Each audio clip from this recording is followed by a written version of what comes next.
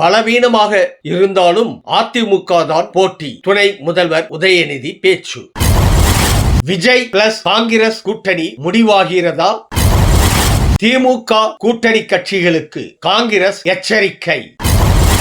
புறக்கணித்தது காங்கிரஸ், முதல்வர் அதிர்ச்சி.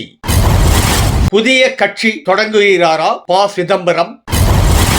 அதிமுக பாஜக கூட்டணி பிரச்சனை வெடித்தது. விஜய் தேர்தலுக்கு பின் நடிக்க வருவார், நடிகை சிந்தியா லூர்தே. அன்பு தமிழ் நெஞ்சங்களுக்கு மெர்சல் கெலாட்டாவின் அன்பு வணக்கம். வாங்க இன்றைய காணொளி இதோ.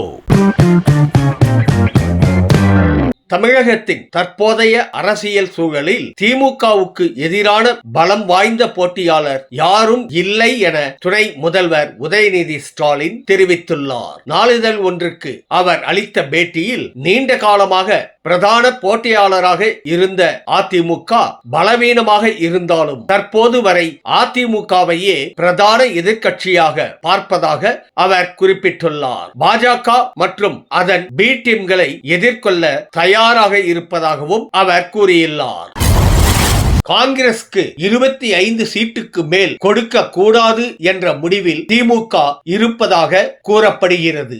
ஏற்கனவே கேட்பதை கொடுக்காவிட்டால் திமுக கூட்டணியில் காங்கிரஸ் நீடிக்குமா என்பது சந்தேகம்தான் என பேசப்பட்டது. இதனால் தவேகாவுடன் காங்கிரஸ் மறைமுகமாக பேச்சுவார்த்தை நடத்துவதாகவும் கூறப்பட்டது. இந்த நிலையில் இப்படியொரு தகவல் வெளியாகியுள்ளதால் தவேகா காங்கிரஸ் கூட்டணி முடிவாக வாய்ப்புள்ளதாக விமர்சகர்கள் கூறுகின்றனர்.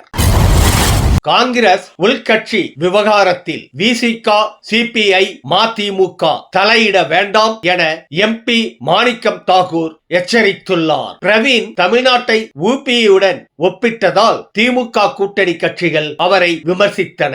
இந்த நிலையில் ஒரு கூட்டணி கட்சியின் உட்கட்சி விஷயங்களை பொதுவெளியில் விமர்சிப்பது ஆபத்தானது என மாணிக்கம் தாகூர் பதிவிட்டுள்ளார். மேலும் பிஜேபி, RSS எதிரான கூட்டு வலிமையை இது பலவீனப்படுத்தும் எனவும் அவர் தெரிவித்துள்ளார்.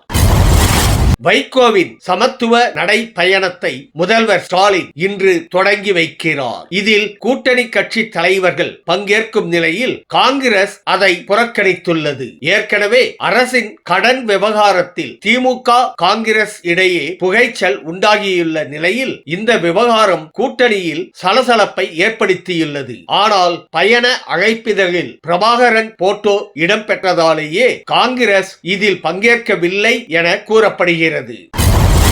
விஜயின் தவேகா காங்கிரஸ் கூட்டணியை ப. சிதம்பரம் விரும்பவில்லை என கூறப்படுகிறது. அவரது ராஜ்யசபா எம்பி பதவிக்காலம் 2027 முடிவதால் மீண்டும் எம்பி ஆவதற்கு திமுக ஆதரவு தேவைப்படும். இதனால் திமுக கூட்டணியில் காங்கிரஸ் நீடிப்பதை அவர் விரும்புகிறாராம். விஜயின் தவேகாவுடன் கூட்டணி அமைக்கும் முடிவை டெல்லி மேலிடம் எடுத்தால் சிதம்பரம் தலைமையில் காங்கிரஸ் ஜனநாயக பேரவை என்ற கட்சி மீண்டும் உதயமாகும். திமுகவுடன் அக்கட்சி கூட்டணி அமைக்கும் என கூறப்படுகிறது.